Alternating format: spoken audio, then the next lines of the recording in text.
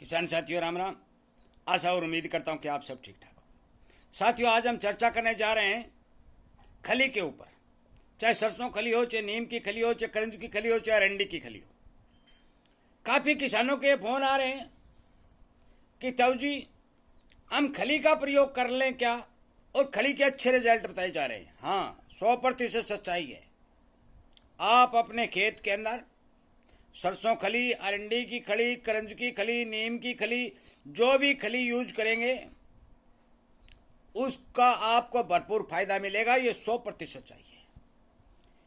पर तो किसान ये इस कंफ्यूज में है कि खली का फायदा हमें कैसे मिलेगा, इसमें कौन कौन से पोषक तत्व पाए जाते हैं, ये काम क्या करती है।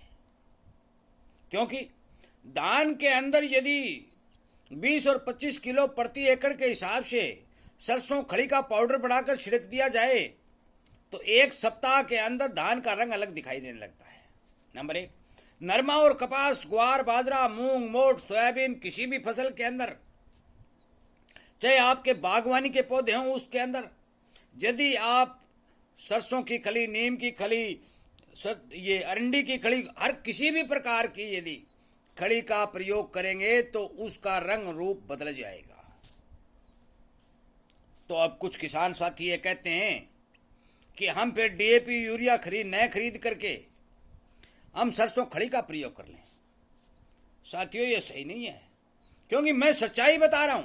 इस यूट्यूब के ऊपर काफ़ी लोग आपको ये कहेंगे कि किसी भी डीएपी की यूरिया की जरूरत नहीं, आप सरसों की अरंडी खली डाल दो। नहीं भाई, सरसों की खली का काम अलग है, डीएपी का काम अलग है, नाइट्रोजन का काम अलग है, पोटास, सल्फर, इन सब चीज़ों का काम अलग अलग है। इसलिए आपको खाद तो डालनी ही पड़ेगी। साथियों मैं आपको बताने जा रहा हूं कि सरसों की खली काम क्या करती है और इसमें कौन कौन से पोषक तत्व पाए जाते हैं, और आपको सावधान सचेत करने के लिए ही ये वीडियो बनाई जा रहे हैं, ताकि आप किसी भी भ्रम जाल से अलग होकर के अपना काम सुनिश्चित रूप से करते रहें। और इसीलिए आपको कहा जाता है कि आप कृपया करके इस चैनल के साथ जुड़ जाइए, ताकि आपको संपूर्ण बात समझ में आ सके। अपने दोस्तों मित्रों तक शेयर जरूर करिए, ताकि उन्हें भी जो यूट्यूब पर वीडियो आ रहे हैं कि डीएपी मत डालो, यूरिया मत डालो, सरसों की खली डाल दो, नीम की खली डाल दो, साथियों नहीं है। अब सुनिए इसमें पोषक तत्व कौन कौन से होते हैं। मैंने आपको बताया कि 4 प्रकार के मुख्य तौर पर पोषक तत्व होते हैं: नाइट्रोजन, फास्फोरस और पोटास, सल्फर। ये 4 प्रकार के मुख्य पोषक तत्व पौधे को चाहिए। खली के अंदर कौन सी खली में कितनी कितनी मात्रा होती है। अब देखिए, नीम की खली के अंदर नाइट्रोजन होती है 5.2%। 1 कुंटल खली के अंदर 5 किलो 200 ग्राम नाइट्रोजन। पर तो आप यूरिया का कट्टा डाल रहे हैं ना, उसमें 23 किलो नाइट्रोजन जमीन में जा रही है। नंबर 1, सल्फर की मात्रा जो नीम की खली में होती है वो केवल 1% होती है। परंतु आप 10 किलो सल्फर डाल रहे हैं तो 80% वाली है तो 8 किलो जमीन के अंदर जा रही है। और मैं 1 कुंटल का रेशियो बता रहा हूं। पोटास की मात्रा होती है 1.3%। 1 किलो 300 ग्राम 1 क्विंटल नीम की खली के अंदर। अब आप हिसाब लगाइए कि 5 किलो नाइट्रोजन, 1 किलो सल्फर और 1.25 किलो पोटास 1 क्विंटल खली के अंदर आपको जमीन के अंदर प्राप्त होगी, यदि 1 कुंटल खली आप जमीन में डालेंगे। अब बात करते हैं सरसों खली की। सरसों खली में नाइट्रोजन 5.2% ही होगी। दूसरी बात, यदि हम सरसों खली के अंदर सल्फर की बात करते हैं तो वो होती है 1.8%, मतलब 1 किलो 800 ग्राम। और यदि हम पोटास की बात करते हैं तो वो होती है 1 किलो 200 ग्राम।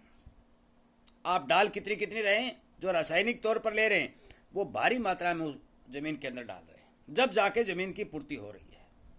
अब तीसरी बात अरंडी की खल की कर लेते हैं। अरंडी के खल के अंदर नाइट्रोजन की मात्रा 4.3% होती है और सल्फर की मात्रा 1.8% होती है और पोटास की मात्रा 1.3% होती है। साथियों ये सिस्टम इन खलियों के अंदर है। इसी तरह मूंगफली के खल में नाइट्रोजन 7.3% होती है, सल्फर 1.5% होती है और पोटास 1.3% होती है। करंज की खल में नाइट्रोजन 3.9% होती है, सल्फर 0.9% होती है और पोटाश 1.2% होती है। इन सभी खड़ियों का इस्तेमाल किसान कर रहा है, परंतु साथियों इन खड़ियों के इस्तेमाल से आपके खेत में पोषक तत्वों की पूर्ति नहीं होती। ये बात आपको समझना पड़ेगा। ये काम कैसे करती हैं, क्यों करती हैं, क्यों आपको रिजल्ट दिखाई देता है?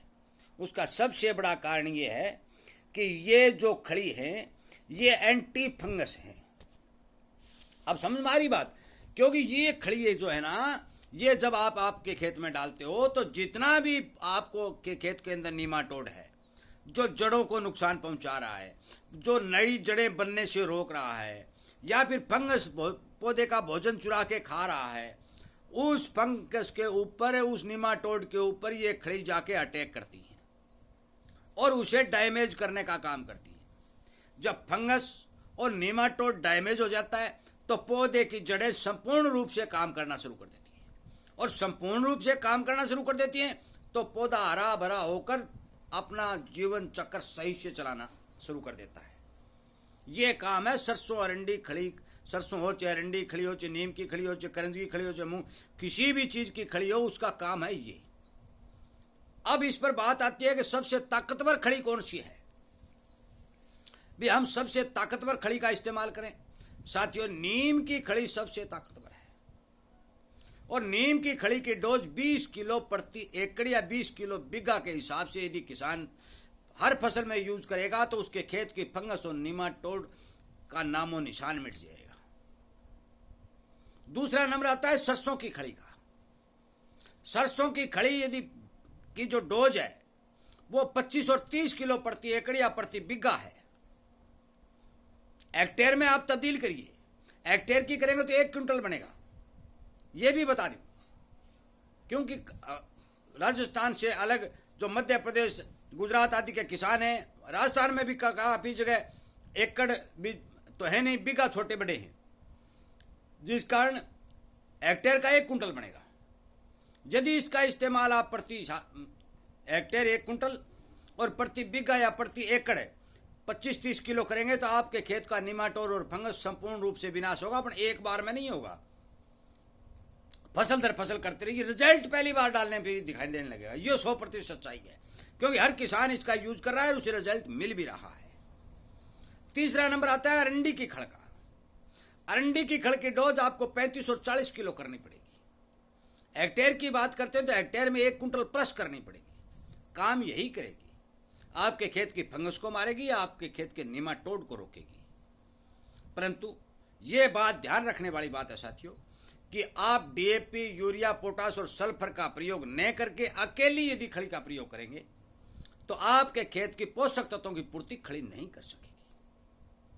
आपके खेत के स्वास्थ्य को सुधार सकेगी, आपके खेत के पीएच को ठीक कर देगी, आपके खेत की फंगस को मार देगी, आपके खेत को निमाटोड को मार देगी, आपकी फसल की ग्रोथ बढ़िया बना देगी, आपके फसल का हरा भरा रंग भी बना देगी, आपकी जड़ों पौधों की जड़ों को सुरक्षित में रखेगी।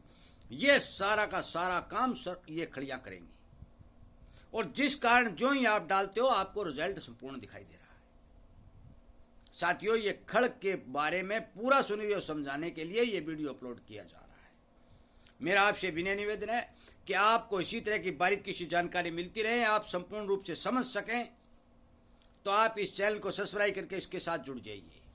दूसरा, हर किसान तक इस बात को शेयर करिए, और एक बात नोट कर लीजिए कि खड़ी का प्रयोग किसी भी ABCD फसल में किया जा सकता है। ये मैं दोबारा बता रहा हूँ, साडी की ओर, चाहे सावणी की ओर, चाहे बागवानी और चाहे वो जड़ी बूटी की ओर, चाहे सब्जी की ओर, जो मर्जी जमीन के अंदर किसी भी समय खड़ी का प्रयोग किया जा सकता है। कोई कंडीशन नहीं, कोई साइड इफेक्ट नहीं। जब भी आप डालोगे आपके खेत की फंगस भी कंट्रोल होगी और निमाटोड भी कंट्रोल होगा।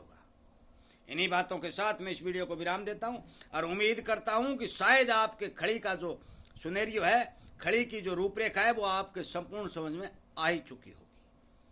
वीडियो सुनने के लिए, लाइक और शेयर करने के लिए, चैनल के साथ जुड़ करके हर किसान तक इस बात को पहुंचाने के लिए मैं आप सबका धन्यवाद करते हुए उम्मीद करूंगा कि आप इस तरह की जानकारी प्राप्त करते रहेंगे और सावधान और सचेत बने रहेंगे। जय हिंद।